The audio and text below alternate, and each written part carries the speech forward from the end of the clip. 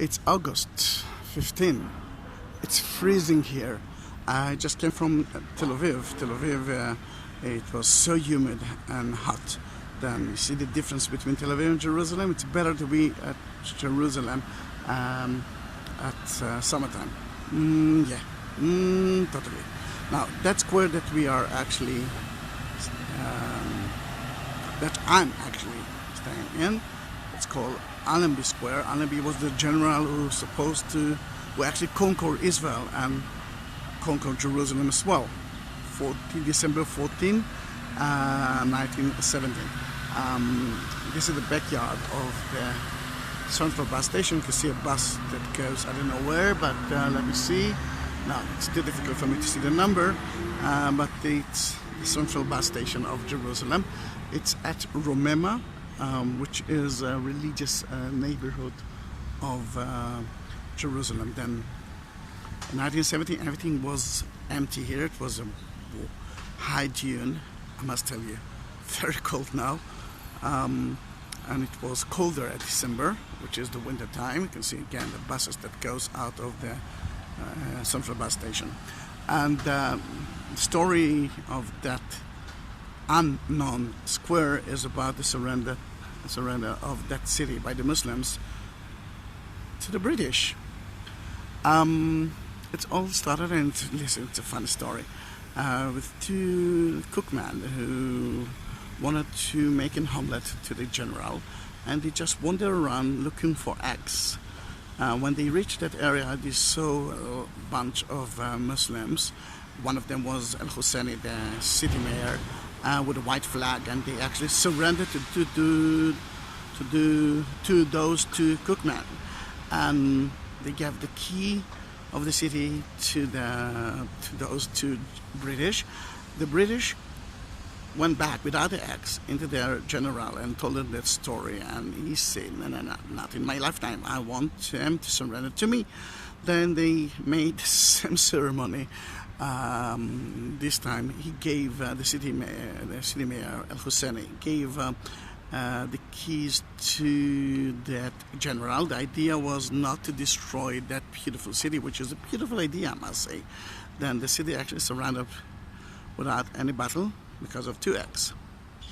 That general went to his general and said, listen, the city's keys is in my hand. The Muslims actually just been surrendered. He didn't accept it. He said, no, it must be in. They must do that again. I must get those keys by then. And almost made a second ceremony when General Ambi, that just came saying, enough's enough. I want them to do that with me. I want to get the keys of Jerusalem from the mayor. Now let me remind you, it's quite cold here, and it was so open. I mean, there were no houses here. Then, when General Allenby came to get that keys from the city mayor, he actually found out that the city mayor was hospitalized because of pneumonia. Then, in that case, he got the keys, and the city was surrendered at December 14, 1917. Two fun things. Well, it's not so funny actually, because the mayor came to you so many times. He got pneumonia. A few days later, he died in the Jerusalem hospital. That shows you that the city that he once saved was saved, but he actually paid for it in his life. The second thing is that the monument that was built by the British to remember those people who actually died in the Battle of Jerusalem, which is not a lot of people actually died there. There wasn't a battle. The date in there is of the December 9, which is the first time that those two cookmen got the keys for the city.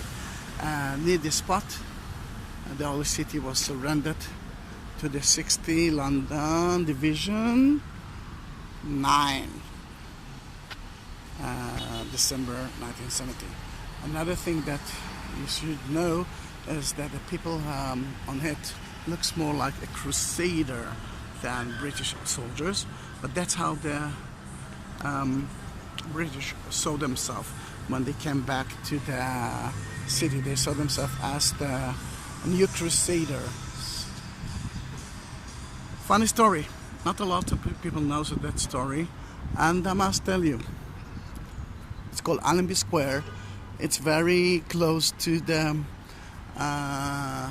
central bus station, and if you're British or if you just like history, you must visit that place. Then just go backward. I hope that I won't kill anyone. Now we can see the monument.